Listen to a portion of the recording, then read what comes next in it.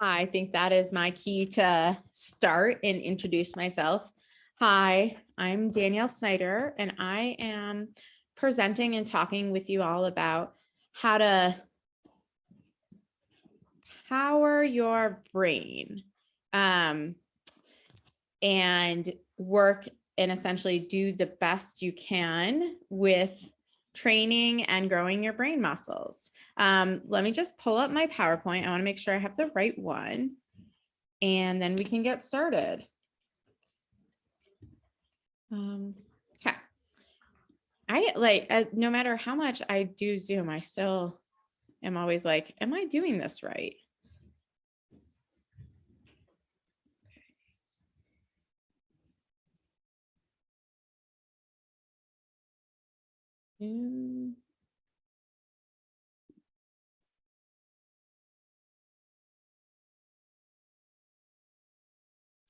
Sorry, it's making me be able to do the privacies.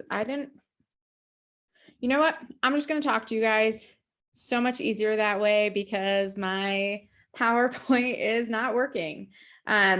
So I am a pretty open person when I'm giving presentations in terms of if you have questions, feel free to type them in. And or if you can just speak up if I've given you permission to talk.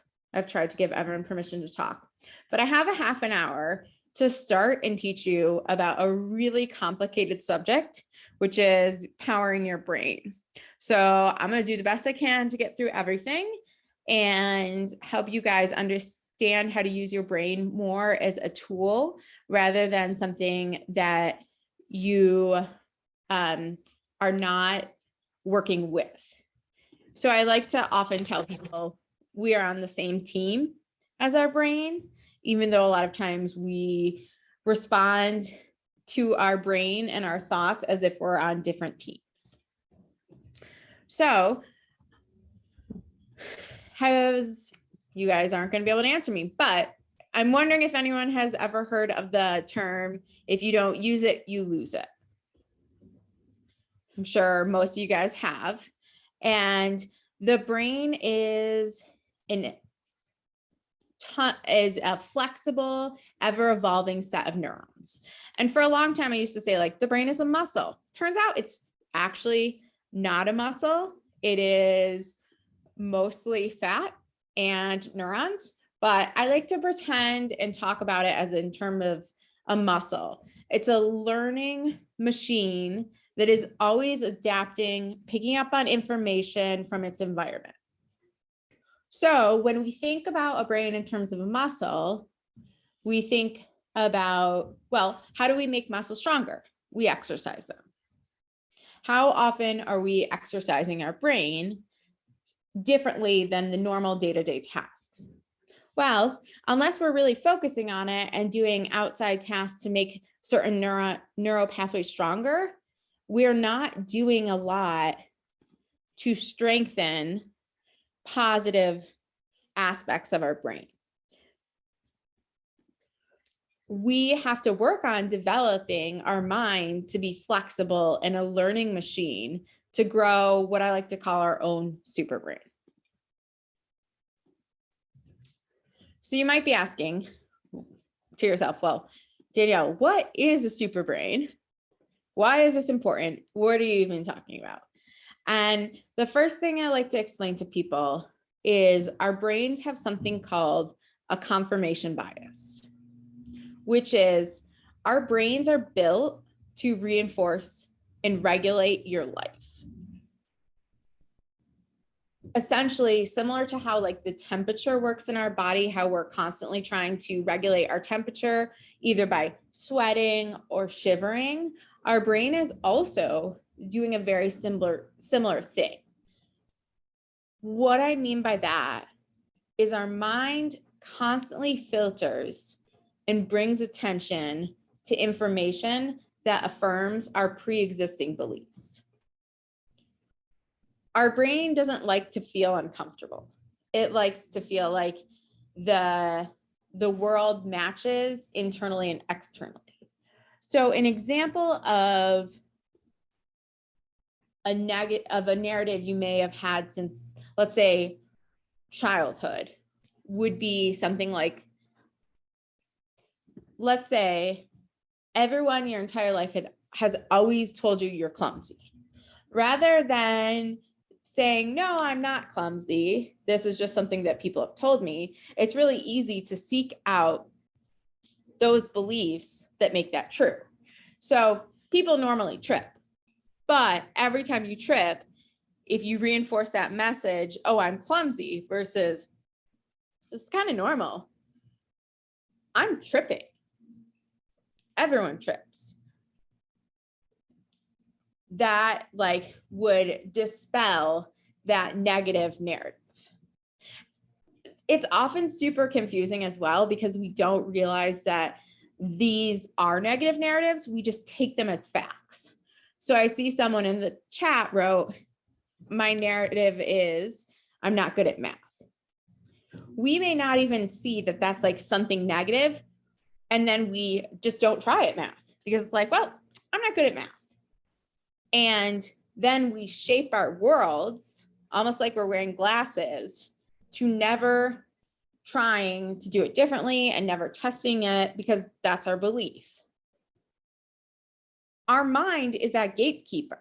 It's really uncomfortable to challenge narratives, especially narratives that have been so strongly ingrained in our brains. So what I'm going to talk you through on ways to challenge this is going to feel uncomfortable. And I want you to hold space for that discomfort. One of the best ways I think about it when I'm teaching someone how to create different neural pathways in their brain is I compare it to a horse and buggy. So back in the day, when people drove horse and buggies to work, they would take the same dirt road. And over time, you would grow really deep ruts in that dirt road where the wheels went. If one day the bridge broke down on your way to work and you had to go a different way, what do you think would happen with those wheels in the rut? Do you think they'd get through the rut easily, or do you think they'd get stuck? They'd get stuck. Not only would they get stuck, but the horse would probably fight you, your brain would probably fight you, and you'd have a really difficult time going that different way. Well, essentially, when we start to build different narratives, the same thing is happening in our brain. We want what is easiest and most comfortable. We like patterns. We like knowing how things are going to turn out. And when we do something different, like challenge a narrative or a belief about ourselves, it's uncomfortable and it takes work. We're not inherently lazy, but our bodies and brains are always trying to keep that homeostasis and just survive. So every time you start to challenge a narrative or the way you think about things, I want you to think about that horse and buggy and think about, oh, I'm going to have to do this a lot of times to build this new pathway because my brain and my body want to go this way. And I am now trying to control my brain and body to go this way.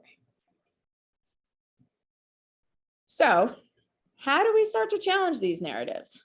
I can teach you all of this in a half an hour. So get ready, take notes. Kidding, but I'm going to give you a place to start. The first step is acknowledging we are all on a spectrum of struggling with negative self-talk whenever we make mistakes or something doesn't go our way. It is very rare for someone to show themselves compassion or forgive themselves when they make a mistake.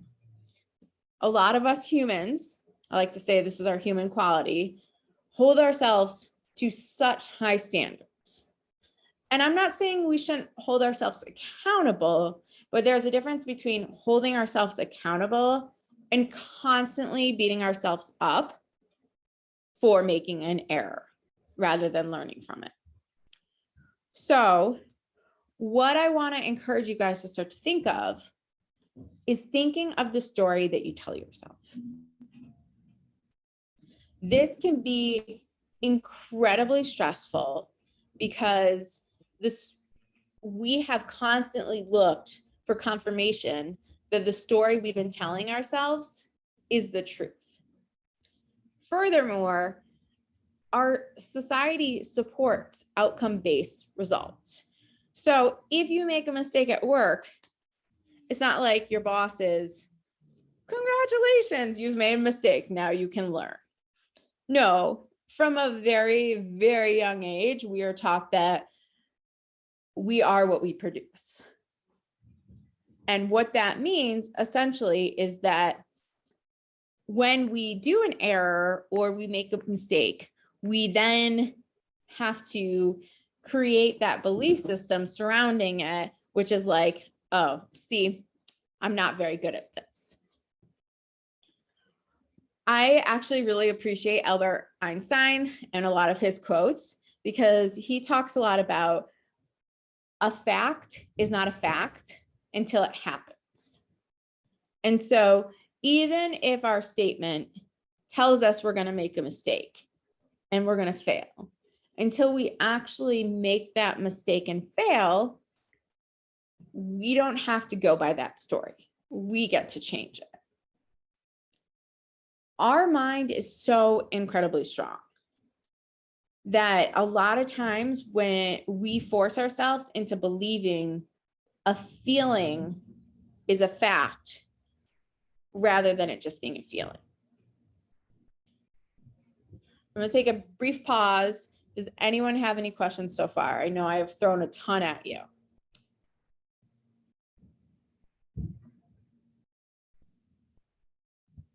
Okay, well, if you do at any point have a question, then, oh, I see one question, but outside of that one question, you can type it into the chat box. Okay, so his quote is, well, the quote that he uses that I paraphrased is, if the facts don't fit the theory, change the facts. And another quote that he uses is, it is not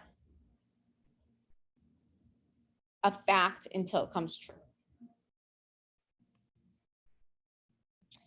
So what that means to me is that our brains are really good at trying to predict, because then we know how to respond. And it's really important that we try to stay in the moment rather than trying to predict, so we know how to respond.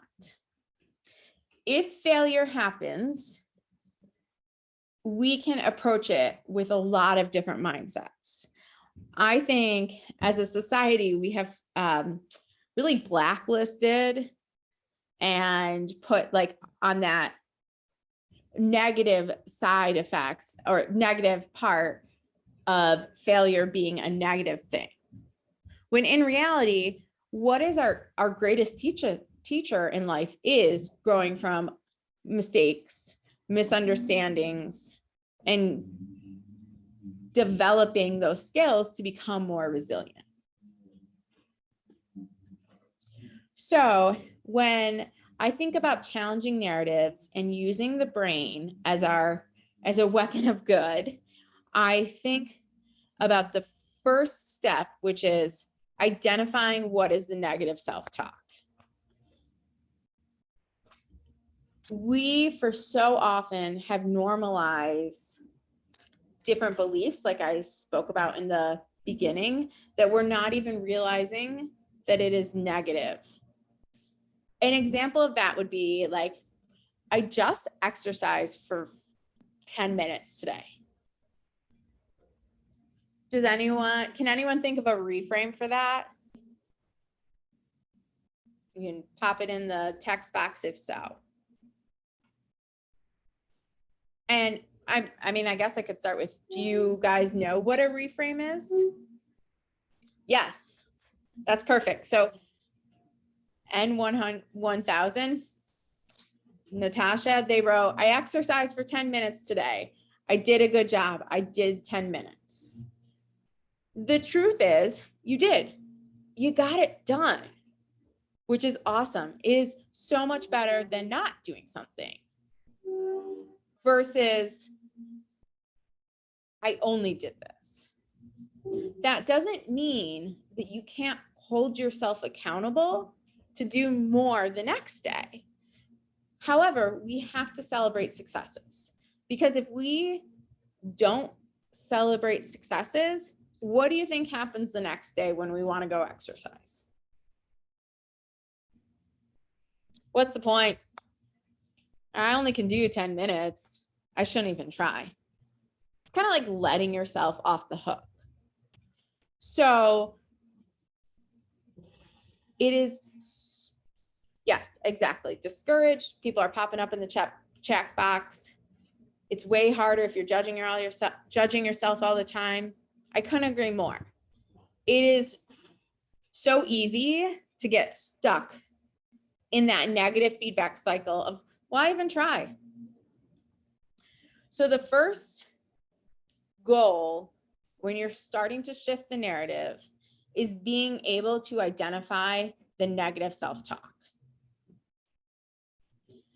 If the negative self-talk is difficult for you to identify, I am sure there are lots of people in your life who are ready to help out. I was going to say jumping to help out, because I think people are really quick at wanting to point out the things that we are struggling with. So ask someone, a trusted individual, hey, do you see any patterns in my self-talk or the way I present? Are there any negative statements that keep coming up? Once you kind of have started to be able to identify the negative self-talk, I want to encourage you to be curious about it.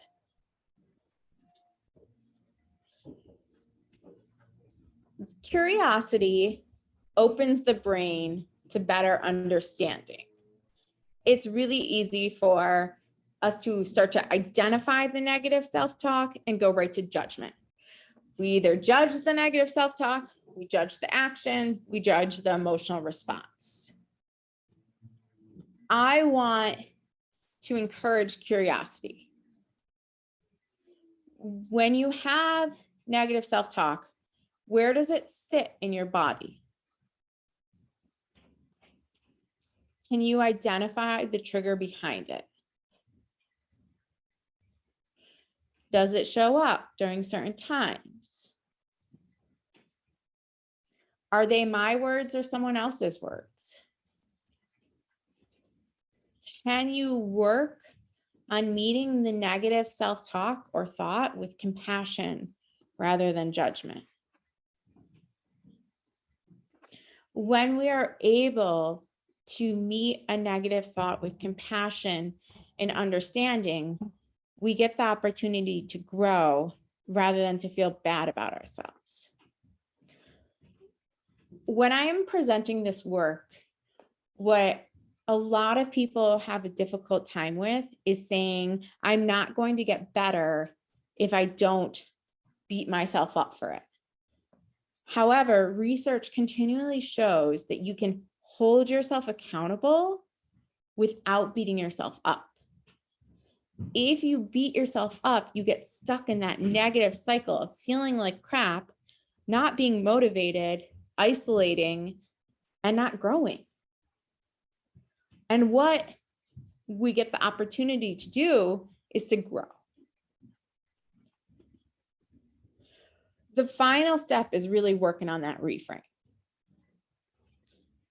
I am really all for being realistic and not sugarcoating things, which could come as a surprise when I'm talking to you about positive mindset.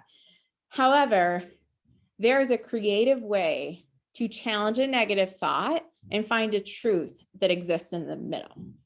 So a truth can have more than one side, and generally reality is somewhere in the middle. So I'm going to go back to using the math.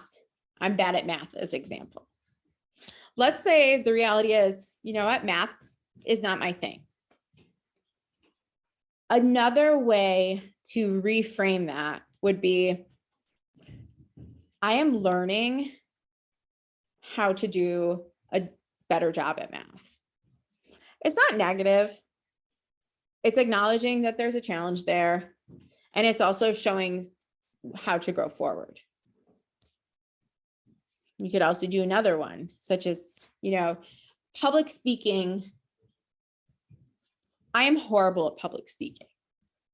If I say something like that, how does that set me up? Well, most likely you're not going to be really good at public speaking.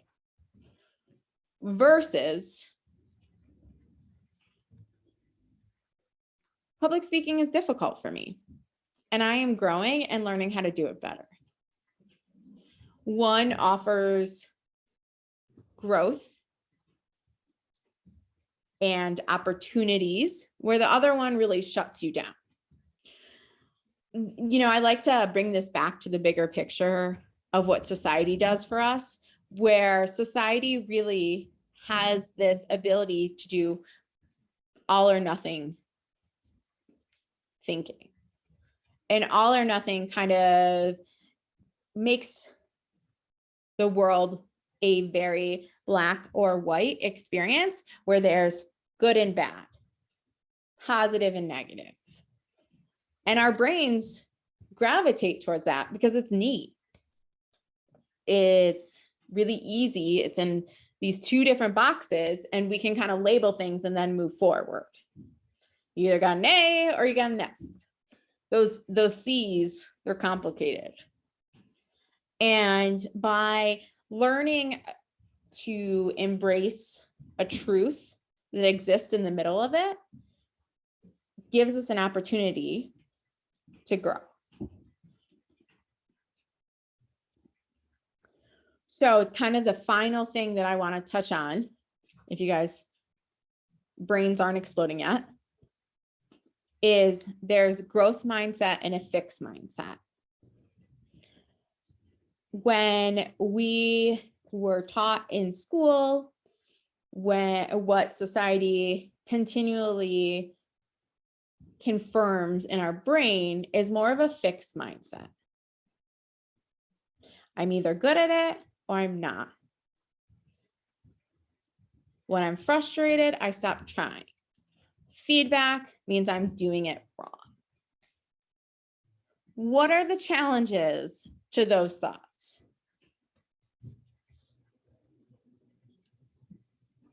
They keep us stuck. And like I started in the beginning of the presentation, is our brain is not meant to be stuck. Our brain is meant to grow, develop, change. When we approach the world or work with a fixed mindset, we are limiting ourselves. In all truth, it is safer there because you don't generally have to fail as big if you don't try. But that also misses out on so much. It misses out on the opportunity to learn as we get older, to embrace challenges, learn through feedback, and try new things. I mean, I'm just going to randomly throw this out there, but how many people have tried something new in the past year?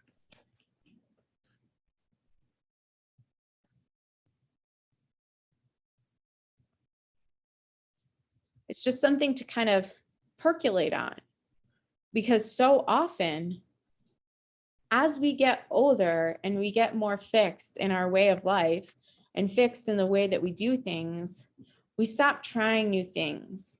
We stop growing because we're not challenging ourselves. And right now, when we're living in a world with a lot of different challenges that we're not personally choosing to take on, it can be difficult to think and to try something new, even in terms of like how we think about our brains. I love this. Someone just wrote this in the chat. I started to take ballroom dance classes. That is amazing because it takes a lot of courage to try something new and to fail at it and to grow. But failure is not your enemy. Not trying is your enemy. I could keep talking at you guys, but with 5 minutes left, I want to give anyone an opportunity to ask a question in the chat box to make sure I answer anything that you guys may have had as I was talking.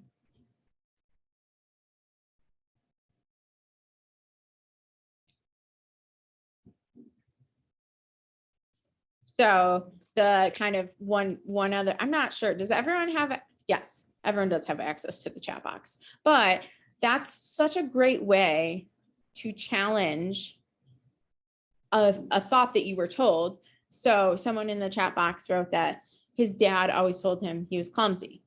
So a fixed mindset would not try something new, would not challenge any of it, would not try to ballroom dance because they had been told that they are clumsy.